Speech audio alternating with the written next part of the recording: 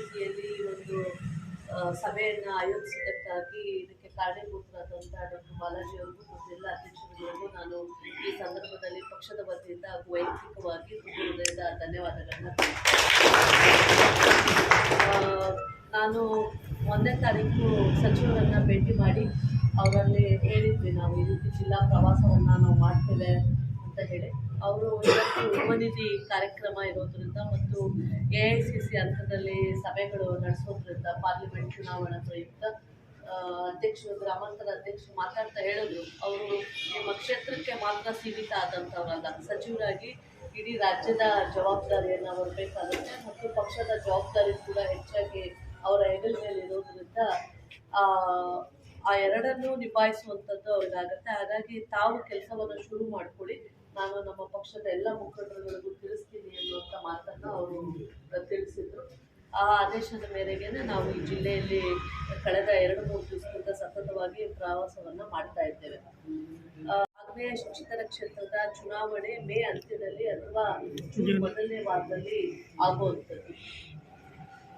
ಈ ಚುನಾವಣೆಗೆ ಬಹುಶಃ ಮೊದಲನೇ ಬಾರಿಗೆ ಕಾಂಗ್ರೆಸ್ ಪಕ್ಷದಲ್ಲಿ ಬೇಗನೆ ಒಬ್ಬ ಅಭ್ಯರ್ಥಿಯನ್ನು ಘೋಷಣೆ ಮಾಡಿರುವಂಥದ್ದು. ಡಾಕ್ಟರ್ ಬಾಲಾಜಿ ಅವರು ಮಾತಾಡ್ತಾ ಹೇಳ್ತಿದ್ರು, ನನ್ನ ತಂದೆಯವರ ಬಗ್ಗೆ ಅವ್ರು ಜ್ಞಾಪಿಸ್ಕೊಂಡು, ಮನುಷ್ಯನ ಜ್ಞಾಪಕ ಶಕ್ತಿ ಭಾಳ ಕಡಿಮೆ. ನಾವು ಯಾರಿಗಾದ್ರೂ ಸಹಾಯ ಮಾಡಿದರೆ ಮರ್ಸ್ಬಿಟ್ಟಿರ್ತೀವಿ, ಆದರೆ ಇವ್ರ ಕುಟುಂಬ ಅದನ್ನು ಇವತ್ತು ಜ್ಞಾಪಕ ಇಟ್ಕೊಂಡಿದ್ದು, ತಂದೆಯವ್ರನ್ನ ಜ್ಞಾಪಿಸ್ಕೊಂಡು ಬೆಂಬಲವನ್ನು ಪಕ್ಷ ಮತ್ತು ವೈಯಕ್ತಿಕವಾಗಿ ಎರಡೂ ರೀತಿಯಾಗಿ ಅವರ ಒಂದು ವಿಷಯವನ್ನು ಏನು ಪ್ರಸ್ತಾಪ ಮಾಡಿದ್ದಾರೆ. ಹಾಗಾಗಿ ಭಾಳ ಮನಸ್ಸಿಗೆ ಸಂತೋಷವನ್ನು ಕೊಡುವಂಥದ್ದು. ಈ ಶಿಕ್ಷಕರ ಕ್ಷೇತ್ರದಲ್ಲಿ ಬಹುಶಃ ನನ್ನ ತಂದೆ ಕಾಂಗ್ರೆಸ್ ಪಕ್ಷಕ್ಕೆ ಕೊಟ್ಟಂಥ ಕೊಡುಗೆ ಇವುಗಳನ್ನೆಲ್ಲ ನೋಡಿನೇ ಇವತ್ತು ಶ್ರೀನಿವಾಸ್ ಅವರಿಗೆ ಟಿಕೆಟನ್ನು ಘೋಷಣೆಯನ್ನು ಮಾಡಿದ್ದಾರೆ ಪಕ್ಷದವರು. ಯಾವಾಗಲೂ ಕಾಂಗ್ರೆಸ್ ಪಕ್ಷದಲ್ಲಿ 1 ತಿಂಗಳು ಅಥವಾ 1.5 ತಿಂಗಳು ಇರುವಾಗ ಅಭ್ಯರ್ಥಿಯನ್ನು ಘೋಷಣೆ ಮಾಡ್ತಿದ್ರು. ಹಾಗಾಗಿ ಈ ಒಂದು ಆಗ್ನೇಯ ಶಿಕ್ಷಕರ ಕ್ಷೇತ್ರದಲ್ಲಿ ಅಭ್ಯರ್ಥಿ ಗೆಲ್ಲಲಿಕ್ಕೆ ಸಾಧ್ಯ ಆಗ್ತಾ ಇರಲಿಲ್ಲ.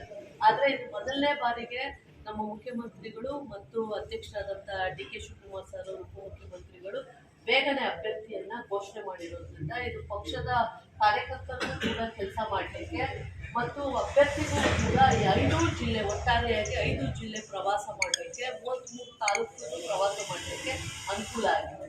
ಆ ನಿಟ್ಟಿನಲ್ಲಿ ನಾವು ಈಗಾಗಲೇ ಎಲ್ಲ ಜಿಲ್ಲೆಗಳಲ್ಲೂ ಸಹಿತ, ಎಲ್ಲ ತಾಲೂಕುಗಳಲ್ಲೂ ಸಹಿತ ಪ್ರವಾಸವನ್ನು ಮಾಡ್ತಾ ಇದ್ದೇವೆ.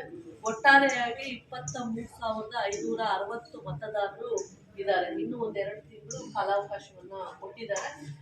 ಯಾರ್ಯಾರು ಕೆಲವೊಂದು ಬಿಟ್ಟು ಹೋಗಿರುತ್ತೆ, ಆ ಮತಗಳನ್ನು ಸೇರಿಸೋದಕ್ಕೆ ಅವಕಾಶ ಇದೆ. ಈ ತಾಲೂಕಿನಲ್ಲೂ ಕೂಡ 1,100 ಏನೋ ಶಿಕ್ಷಕರು ಹೆಚ್ಚು, ಈ ಜಿಲ್ಲೆಯಲ್ಲಿ ಈ ತಾಲೂಕಿನಲ್ಲಿ ಹೆಚ್ಚು ಶಿಕ್ಷಕರು ಕೂಡ ರಿಜಿಸ್ಟರ್ ಆಗಿರುವಂಥದ್ದು. ಹಾಗಾಗಿ ನಾನು ತಮ್ಮಲ್ಲೆಲ್ಲ ವಿನಂತಿಯನ್ನು ಮಾಡ್ಕೊಳ್ಳುವಂಥದ್ದು, ಕಾಂಗ್ರೆಸ್ ಪಕ್ಷ ಏನು ಇವತ್ತು ಶಿಕ್ಷಣ ಕ್ಷೇತ್ರಕ್ಕೆ ಇರ್ಬೋದು, ಶಿಕ್ಷಕರ ಒಂದು ಸಮಸ್ಯೆಗಳಿಗೆ ಹೆಚ್ಚು ಗಮನವನ್ನು ಕೊಟ್ಟು ಅವರ ಸಮಸ್ಯೆಗಳನ್ನು ಬಗೆಹರಿಸೋದಕ್ಕೆ, ತಮಗೆಲ್ಲ ಗೊತ್ತಿದೆ, ಕಳೆದ 2-3 ತಿಂಗಳಿಂದ ಅತಿಥಿ ಉಪನ್ಯಾಸಕರು ಭಾಳ ಸ್ಟ್ರೈಕನ್ನು ಮಾಡ್ತಾಯಿದ್ರು, ಅವರ ಸ್ಯಾಲ್ರಿ ಬಗ್ಗೆ ಮತ್ತು ಅವರ ಕೆಲವು ಡಿಮ್ಯಾಂಡ್ಸ್ ಬಗ್ಗೆ. ಸಚಿವರಾದಂಥ ಸುಧಾಕರ್ ಸರ್ ಅವರೇ ಅದೇ ಇಲಾಖೆಯನ್ನು ಅವ್ರು ಹ್ಯಾಂಡಲ್ ಮಾಡೋದ್ರಿಂದ ಬಹಳ ಒಂದು ಸರ್ಕಾರದ ಮಟ್ಟದಲ್ಲಿ ಒಂದು ಉತ್ತಮವಾದಂಥ ನಿರ್ಧಾರವನ್ನು ಮಾಡಿ ಇವತ್ತು ಅತಿಥಿ ಉಪನ್ಯಾಸಕರು ಸ್ಟ್ರೈಕನ್ನು ವಾಪಸ್ ಪಡ್ಕೊಂಡು ತಮ್ಮ ಕೆಲಸವನ್ನು ತೊಡಗಿಸ್ಕೊಳ್ಳೋದಕ್ಕೆ ಸಚಿವರು ಒಂದು ಉತ್ತಮವಾದಂಥ ಒಂದು ರಿಸಲ್ಟನ್ನು ಕೊಟ್ಟಿರುವಂಥದ್ದನ್ನು ನಾವೆಲ್ಲ ಕಾಣ್ಬೋದು. ಸಾಕಷ್ಟು ಬೇಡಿಕೆಗಳಿತ್ತು, ಆದರೆ ಪ್ರಮುಖವಾದಂಥ ಅವರ ಒಂದು ಬೇಡಿಕೆಗಳನ್ನು ಸರ್ಕಾರ ಇವತ್ತು ಗಮನ ಹರಿಸಿದೆ.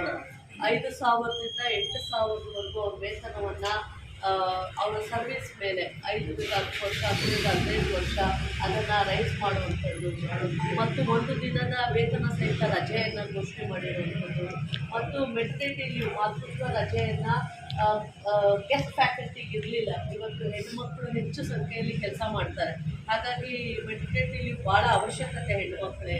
ಅದನ್ನು ಕೂಡ ಇವತ್ತು ನಮ್ಮ ಸರ್ಕಾರ ಗಮನಿಸಿ ಅದನ್ನು ಕೂಡ ಗೆಸ್ಟ್ ಫ್ಯಾಕಲ್ಟಿ ಕೊಟ್ಟಿರುವಂಥದ್ದು ಮತ್ತು ಅವರು 60 ವರ್ಷ ಆದ ನಂತರ ರಿಟೈರ್ಡ್ ಆದಮೇಲೆ 5 ಲಕ್ಷ ರೂಪಾಯಿಗಳನ್ನು ಹಣವನ್ನು ಅವರ ಒಂದು ಕುಟುಂಬಕ್ಕೆ ಅವರಿಗೆ ಕೊಡುವಂಥದ್ದು ಮತ್ತು ಹೆಲ್ತ್ ವಿಮೆಯಲ್ಲಿ ಅವರನ್ನು ಸೇರಿಸುವಂಥದ್ದು. ಹೀಗೆ 5ರಿಂದ 6 ಬೇಡಿಕೆಗಳನ್ನು ಇವತ್ತು ಸರ್ಕಾರ ಈಡೇರಿಸಿರುವಂಥದ್ದು. ಬಹುಶಃ ಅದಕ್ಕೆ ಹೆಚ್ಚು ಗಮನವನ್ನು ಕೊಟ್ಟಂಥವರು ಡಾಕ್ಟರ್ ಸುಧಾಕರ್ ಅವರು ಸಚಿವರಾಗಿ. ಜಿಲ್ಲೆಯಲ್ಲೇ ನಮ್ಮ ಕುಟುಂಬ ಕೂಡ ಬಂದಿರೋದು ಇರೋದ್ರಿಂದ ಈ ಕ್ಷೇತ್ರಕ್ಕೆ ಬೇಕಾಗಿರುವಂಥ ಅವಶ್ಯಕತೆಗಳೇನು, ಇಲ್ಲಿನ ಸಮಸ್ಯೆಗಳೇನು, ಈ ಸರ್ಕಾರದ ಮಟ್ಟದಲ್ಲಿ ಹೇಗೆ ಶಿಕ್ಷಕರಿಗೆ ಧ್ವನಿಯಾಗಿ ಕೆಲಸವನ್ನು ಮಾಡ್ಬೋದು ಅನ್ನುವಂಥದ್ದು ಗೊತ್ತಿದೆ. ಹಾಗಾಗಿ ತಾವೆಲ್ಲರೂ ಕೂಡ ಪಕ್ಷದ ಮುಖಂಡರುಗಳು ಇದು ಹೆಚ್ಚು ಗಮನವನ್ನು ಕೊಟ್ಟು ಈ ಒಂದು ಚುನಾವಣೆ ಮೇಯಲ್ಲಿ ನಡೆಯೋದ್ರಿಂದ, ಮೇ ಅಥವಾ ಜೂನಲ್ಲಿ ನಡೆಯೋದ್ರಿಂದ, ಮತ್ತು ಇದುವರೆಗೂ ನಾವು ಕಾಂಗ್ರೆಸ್ ಪಕ್ಷದಿಂದ ಇದು ಗೆದ್ದಿಲ್ಲ. ಹಾಗಾಗಿ ಒಂದು ಟಾಸ್ಕ್ ಅಂತಾನೆ ತಗೊಂಡು ನಾವೆಲ್ಲರೂ ಸೇರಿ ಅಭ್ಯರ್ಥಿಯನ್ನು ಗೆಲ್ಲಿಸ್ಕೊಳ್ಳೋದಕ್ಕೆ ತಮ್ಮೆಲ್ಲರ ಸಹಕಾರವನ್ನು ನಾನು ಮತ್ತೊಮ್ಮೆ ಕೋರ್ಕೊಳ್ತಾ ಈ ಅವಕಾಶ ಮಾಡಿಕೊಟ್ಟಿದ್ದಕ್ಕಾಗಿ ಡಾಕ್ಟರ್ ಬಾಲಾಜಿ ಮತ್ತು ಬ್ಲಾಕಿನ ಎಲ್ಲ ಅಧ್ಯಕ್ಷರುಗಳು, ಪಕ್ಷದ ಮುಖಂಡರುಗಳಿಗೂ ಎಲ್ಲರಿಗೂ ನಾನು ಧನ್ಯವಾದಗಳನ್ನು ತಿಳಿಸಿ ನನ್ನ ಮಾತನ್ನು ಬಾರಿ ಸಾರ್ ಅವರು ಪಕ್ಷೇತರರಾಗಿ ಸ್ಪರ್ಧೆ ಮಾಡಿ ಅಲ್ಪ ಮತಗಳ ಅಂತರದಿಂದ ಸೋತಿದ್ರು. ಈಗ ರಾಜ್ಯದಲ್ಲಿ ಕಾಂಗ್ರೆಸ್ ಸರ್ಕಾರ ಬೇಡ ಅಧಿಕಾರದಲ್ಲಿದೆ.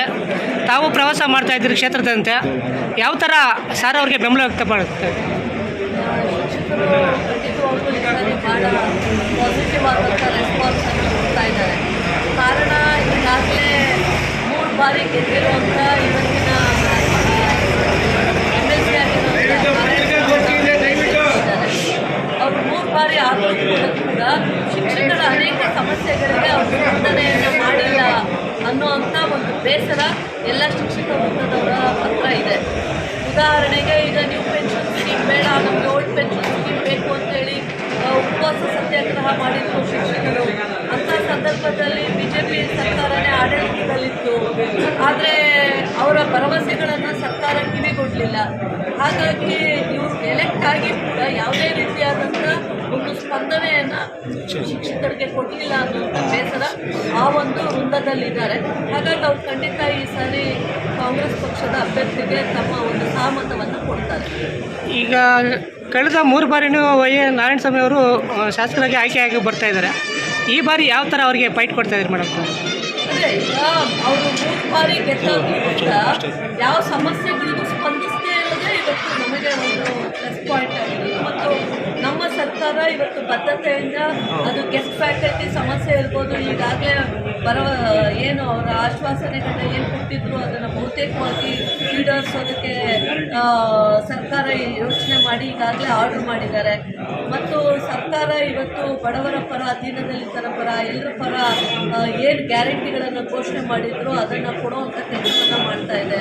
ಮತ್ತು ಶಿಕ್ಷಣ ಕ್ಷೇತ್ರಕ್ಕೆ ಸಂಬಂಧಪಟ್ಟ ಹಾಗೆ ಶಿಕ್ಷಕರ ಸಮಸ್ಯೆಗಳಿಗೆ ಏಡೆಡ್ ಇನ್ಸ್ಟಿಟ್ಯೂಷನ್ಸಲ್ಲಿ 2015 ನಂತರ ಹೊಸ ನೇಮಕಾತಿ ಆಗಿಲ್ಲ. ಅದು ಭಾಳ ವರ್ಷದಿಂದ ಬೇಡಿಕೆ ಇತ್ತು. ಸಚಿವರಾದಂಥ ಸುಧಾಕರ್ ಸರ್ ಅವರು ಅದನ್ನು ಹೇಳಿದ್ದಾರೆ, ಸರ್ಕಾರದ ಮಟ್ಟದಲ್ಲಿ ಅದಕ್ಕೂ ಕೂಡ ಒಂದು ಉತ್ತಮವಾದಂಥ ತೀರ್ಮಾನವನ್ನು ತಗೊಳ್ತೀವಿ ಅಂತ ಹೇಳಿ. ಮತ್ತು ಪೆನ್ಷನ್ ಸ್ಕೀಮ್, ಓಲ್ಡ್ ಪೆನ್ಷನ್ ಸ್ಕೀಮ್ನು ಮರು ಜಾರಿ ಮಾಡ್ತೀವಿ ಅಂತ ಸರ್ಕಾರ ಹೇಳಿದೆ. ಸೊ ಹಾಗಾಗಿ ಶಿಕ್ಷಕರು ತಮಗೆ ಯಾವ ಸರ್ಕಾರ ಅನುಕೂಲ ಮಾಡುತ್ತೆ ಅವ್ರಿಗೆ ಆಶೀರ್ವಾದವನ್ನು ಖಂಡಿತ ಮಾಡ್ತೀವಿ. BJP ಮತ್ತು JDS ಮೈತ್ರಿ ಆಗ್ತಾ ಇರೋದ್ರಿಂದ ತಮ್ಗೆ ಯಾವ ಥರ ಅನುಕೂಲ ಆಗುತ್ತೆ ಮೇಡಮ್? ನೋಡಿ, JDS ಇವತ್ತು ಮೈತ್ರಿ ಆಗ್ತಾ ಇರುವಂಥದ್ದು, ಒಂದು ಸಾರಿ ಅವ್ರು ಕಾಂಗ್ರೆಸ್ ಜೊತೆ ಮೈತ್ರಿ ಅಂತ ಬರ್ತಾರೆ, ಇನ್ನೊಂದು ಸಾರಿ BJP ಜೊತೆ ಮೈತ್ರಿ ಅಂತ ಹೋಗಿದ್ದಾರೆ ಈಗ. ಹಾಗಾಗಿ ಜನ ಬುದ್ಧಿವಂತರಿದ್ದಾರೆ, ಅವ್ರಿಗೆ ಬೇಕಾದಾಗೆಲ್ಲ ಮೈತ್ರಿ ಆಗ್ತಾರೆ ಅಂದ ತಕ್ಷಣ ಜನ ಅದನ್ನು ಸುಮ್ಮನೆ ಪರಿಗಣಿಸೋದಿಲ್ಲ. ಹಾಗಾಗಿ ಅವ್ರು ಎಷ್ಟೇ ಮೈತ್ರಿ ಆದರೂ ಕೂಡ ಕಾಂಗ್ರೆಸ್ ಪಕ್ಷಕ್ಕೆ ಅದರದ್ದೇ ಆದಂಥ ಮತದಾರರಿದ್ದಾರೆ, ಜನ ಆಶೀರ್ವಾದ ಮಾಡ್ತಾರೆ. ಮತ್ತು ಸರ್ಕಾರ ಕೊಟ್ಟ ಭರವಸೆಗಳನ್ನ ಇವತ್ತು ಈಡೇರಿಸ್ತಾ ಇದ್ದಾರೆ. ನಮ್ಮ ಸರ್ಕಾರ ಗಮನ ಕೊಟ್ಟು ಏನಿವತ್ತು ಗ್ಯಾರಂಟಿಗಳು ಸಾಧ್ಯನೇ ಇಲ್ಲ ಮಾಡೋದಕ್ಕೆ ಅಂತಂದು BJPನವ್ರು ಏನು ಹೇಳಿದ್ರು, ಗ್ಯಾರಂಟಿಗಳು ಕೊಡೋದ್ರಿಂದ ಬಿಟ್ಟೋಗುತ್ತೆ ಕರ್ನಾಟಕ ಅಂದರು. ಅವರು ರಾಜಸ್ಥಾನ, ಮಧ್ಯಪ್ರದೇಶ ಚುನಾವಣೆಗಳನ್ನು ಮಾಡಿದ್ದೇನು, ಅವರು ಗ್ಯಾರಂಟಿಗಳು ಘೋಷಣೆ ಮಾಡಿದ್ದಾರೆ. ಹಾಗಾಗಿ ಹೇಳೋದೊಂದು ಮಾಡೋದೊಂದು ಆಗಬಾರ್ದು. ನಮ್ಮ ಸರ್ಕಾರ ಏನು ಗ್ಯಾರಂಟಿಗಳನ್ನ ಘೋಷಣೆ ಮಾಡಿತ್ತು ಅದನ್ನು ಬದ್ಧತೆಯಿಂದ ಜನರಿಗೆ ಕೊಡುವಂಥ ಕೆಲಸವನ್ನು ಮಾಡ್ತಾ ಇದೆ. ಇವತ್ತು ಯುವ ನಿಧಿಗೆ ಮುಖ್ಯಮಂತ್ರಿಗಳು ಮತ್ತು ನಮ್ಮ ಸರ್ಕಾರ ಚಾಲನೆಯನ್ನು ಕೊಡ್ತಾ ಇದ್ದಾರೆ.